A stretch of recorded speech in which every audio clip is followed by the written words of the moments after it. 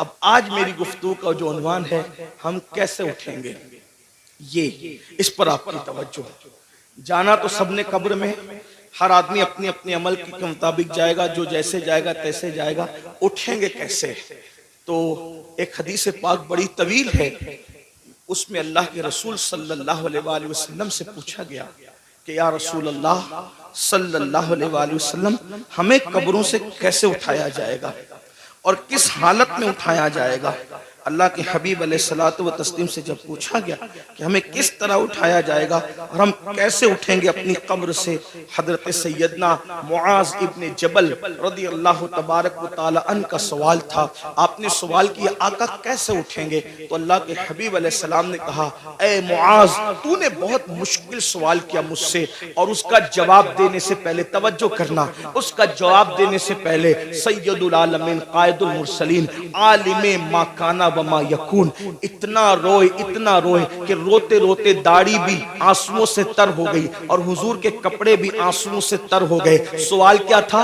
आका, कब्रों से हम कैसे उठेंगे, किस हालत में उठेंगे, किस शक्ल में उठेंगे, किस अंदाज से उठेंगे? तो अल्लाह के हबीब अलैहिस्सलाम पर उस कब्र से उठने की कैफियत जब हुजूर को याद आई कि उम्मत कैसे उठेगी, हुजूर इतना रोए सल्लल्लाहु अलैहि वसल्लम कि आपकी दाढ़ी आंसुओं से तर हो गई, कपड़े आंसुओं से तर हो गए, और फरमाया तूने मुश्किल सवाल किया और फिर जवाब दिया, ए मुआज, जब मेरी उम्मत कब्र से उठेगी तो वो 12 सूरतों में उठेगी, 12 शक्लों में उठेगी। कब्र से उठने वालों की 12 पोजीशन होगी। अब यहाँ तवज्जो के साथ सुने, हदीस मुकम्मल होगी, बात भी पूरी हो जाएगी। अब इन 12 में हम किसके अंदर है, जरा उस पर तवज्जो करना। मैं नहीं कहूंगा कि आप किस में है, मैं किस में हूं, ये किस में है, वो किस में है, नहीं, बहुत हो चुका मेरे भाइयों। मैं कहता हूं तू सुधर, तुम कहते हो तू सुधर। ये तू और तू के अंदर मामला खराब है। हमें यह सोचना है कि मैंने संवरना है, मेरी कब्र के अंदर मैंने अकेले जाना है, अपनी कब्र से मैंने उठना है। मेरे भाइयों,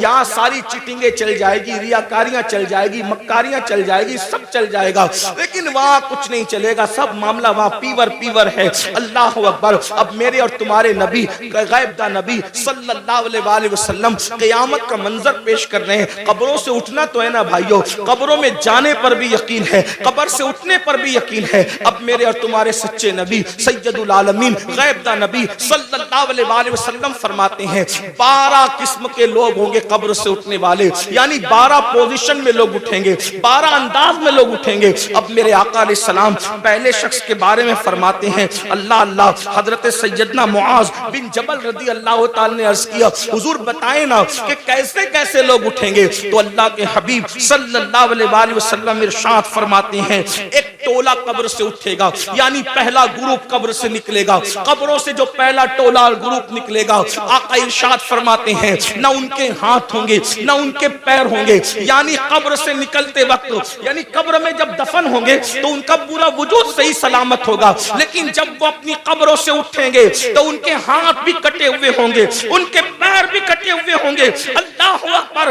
इस हालत में वो दुनिया से जब गए थे तो अच्छे भले, लेकिन कब्र से निकलेंगे तो हाथ नहीं पैर नहीं, हाथ और पैर दोनों कटे हुए। और उस वक्त तो गैब से निदा आएगी, ऐ लोगों, ये टोला जो कब्र से हाथ और पैर कटा हुआ निकला है, जानते हो किस जुर्म की वजह से इनके हाथ और पैर काट दिए गए? अल्लाह अकबर। तो लोग पूछेंगे किस वजह से? तो कहां जाएगा? ये दुनिया में अपने पड़ोसियों को तकलीफ पहुंचाते थे, ये दुनिया में अपने पड़ोसियों के साथ अच्छा सलूक नहीं करते थे, इसलिए आज ये अपनी कब्रों से उठे हैं तो इनके हाथ भी कटे हैं, इनके पैर भी कटे हैं। आपसे पूछना चाहता हूं, आज थोड़ी सी ताकत मिल जाए, थोड़ी सी कुव्वत मिल जाए, पड़ोसियों के साथ हमारा सलूक क्या है? अल्लाह अकबर। बड़ी माजरत के साथ मुसलमानों, हर पड़ोसी दूसरे पड़ोसी को, हर ताकतवर कमजोर को दबा रहा है, बल्कि अल-अयाज़ु बिल्लाह, अब तो हालात यहां तक हो गए, सिर्फ पड़ोसियों को सताया नहीं जा रहा है, पड़ोसियों की बेटियों पर भी गलत नजर डाली जाए, उनकी बहुओं पर भी अगर वो कमजोर है तो गलत नजर डाली जाती। गरीब है तो उनकी आबरू का सौदा करने की कोशिश की जाती है। मुसलमानों सोचो तो सही, अंजाम क्या है?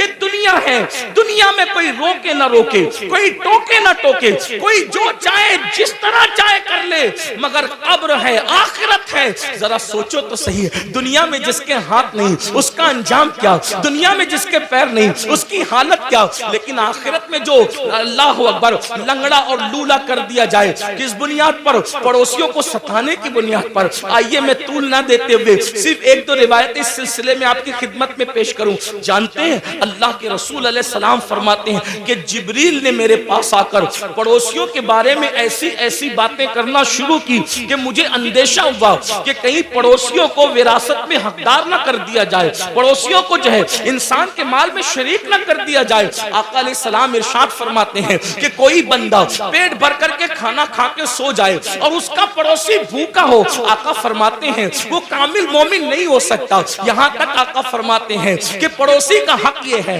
जब तुम अच्छा खाना बनाओ तो थोड़ा सा पानी अपनी हांडी में बढ़ा लो ताकि वो खाना तुम अपने पड़ोसी को भेज सको। आज हम जलसों में, कॉन्फ्रेंसों में और तहरीरों में बड़ी दर्द भरी बातें करते हैं। आज लोग क्या कहते हैं? इसकी बेटी भाग रही है, ये हो रहा है, वो हो रहा है। मैं कहता हूँ सब हो रहा है। अगर हमने अपने पड़ोसी का ख्याल कर लिया होता तो गरीब की बेटी न भागती। और एक बात आपको बताऊं, किसने कह दिया कि सिर्फ गरीब की बेटी भाग रही है? बड़ी माजरत के साथ सिर्फ गरीबों की नहीं बल्कि मालदारों की भी। और उसकी वजह सिर्फ गुर्बत नहीं है बल्कि अच्छे रिश्तों का न आना भी उसकी वजह है, जहेज की लानत भी उसकी वजह है, साथ ही साथ इल्म का न होना भी उसकी वजह है, साथ ही साथ फजूल खर्चियों में हमारा पढ़ करके शादियों को महंगा करना भी उसकी वजह है। लेकिन बस इतना अर्ज करना चाहता हूं, अपने पड़ोसियों का ख्याल करो, पड़ोसियों का लिहाज करो। और अगर पड़ोसियों को सताओगे, जुल्म करोगे तो याद रखना कब्र से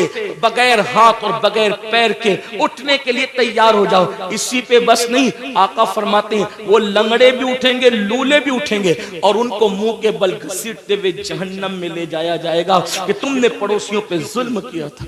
एक बात पड़ोसियों के मुतालिक और रस करूं आपसे, आज पड़ोसियों के साथ अच्छा सलूक हमारा नहीं।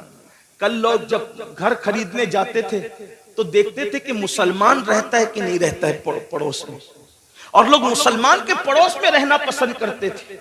और आज लोग मुस्लिम मोहल्ले में रहना पसंद नहीं करते। क्यों? सबसे ज्यादा कचरा और घान अगर किसी इलाके में होगी तो मुस्लिम मोहल्ले में।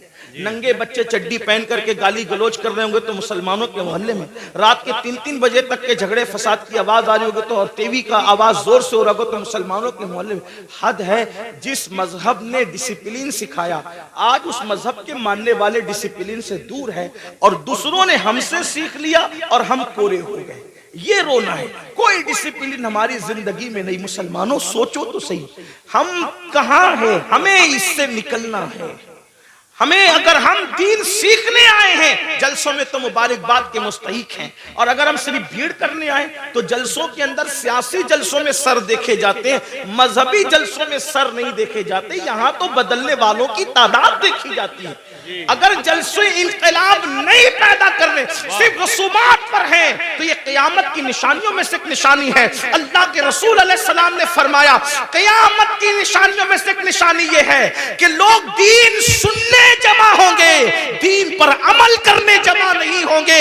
अल्लाह अकबर। जलसे वाले भी खुश, खतीब साहब भी खुश कि क्या हजारों की भीड़ थी। लेकिन कहता हूं ये क़यामत की निशानी है। दिल उस वक्त तक ठंडा नहीं होगा हमारा जब तक के जैसे जलसे में रात के 3 बजे तक टिक कर बैठते हो, उसी तादाद में जब तक नमाज फजर में ना आओ हमारे कलेजे ठंडे नहीं हो सकते। इसलिए कि सरों को गिनकर सियासी लीडर तो खुश हो सकते हैं, मजहबी लोग इससे खुश नहीं। हाँ, शुक्र जरूर है कि आप आ गए, अल्लाह का शुक्र है, शुक्र करते हैं। लेकिन कितने लोग अमल करते, कितने लोग तब्दील होते हैं? तब्दील होने के लिए सुनो और आज के बाद अहद करो, पड़ोसियों के साथ बदसलूकी नहीं होगी।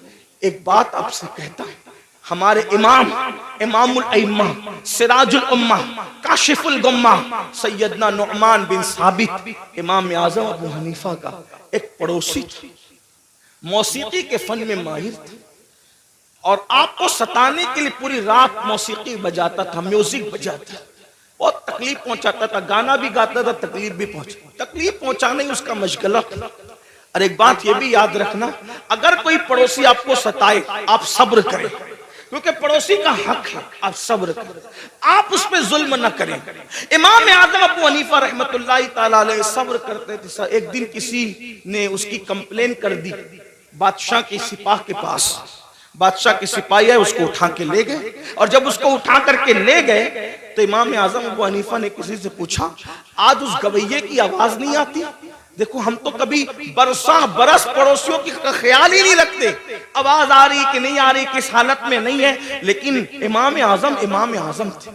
यही तो बात है, दीन मुकम्मल दीन है, दीन मुकम्मल निजाम हयात है, दीन मुकम्मल जो है अल्लाह अकबर कानून जिंदगी है। इमाम ने पूछा आज उस गवैये की आवाज नहीं आ रही है, तो किसी ने अर्ज की खुशी खुशी हजरत उसको तो पुलिस उठा के ले गई, उस पर तो कंप्लेन हो गई है, उसको जेल में डाल दिया गया। अब मेरे पड़ोसी को जेल में डाल दिया गया, आप उसी वक्त तशरीफ ले गए और जाने के बाद आपने फरमाया कि मेरा पड़ोसी है, इसको जेल में क्यों डाला गया? तो कहा आपको सताता था, गाता था, म्यूजिक बजाता था, मौसीकी बजाता था, इसलिए ये हाल किया गया। फरमाया कोई बात नहीं, उसका मेरा मसला है, लेकिन मैं तो उसको ले जाऊंगा। और इमाम आजम अपने सोर्स से, अपनी सिफारिश से उसको छुड़ा कर लाए। रास्ते में उसने कहा मैं तो आपको सताने के लिए करता था, आपने मुझे क्यों छुड़ाया? फरमाया जो तू करता था वो तेरा अपना अमल है, मुझे पड़ोसी के साथ हुस्न सुलूक का हुक्म दिया गया है, मैंने उस पर अमल किया। कदम पकड़ कर कहता है वल्लाह अगर किसी को इमाम आजम कहलाने का हक है तो वो साबित का बेटा नोमान आप ही है। नारे तकबीर, नारे रिसालत। बुजुर्गों का तरीका था, हम अपने पड़ोस के साथ, आज तो पड़ोस में सगा भाई भी रहता है, हम उसके साथ क्या सलूक करते हैं? अच्छा खाना बनाते हैं तो माज़अल्लाह छुपा छुपा करके खाते हैं, ऐसा नहीं होना चाहिए। फिर मेरे और तुम्हारे आका सल्लल्लाहु अलैहि वसल्लम इरशाद फरमाते हैं दूसरा गिरोह, दूसरा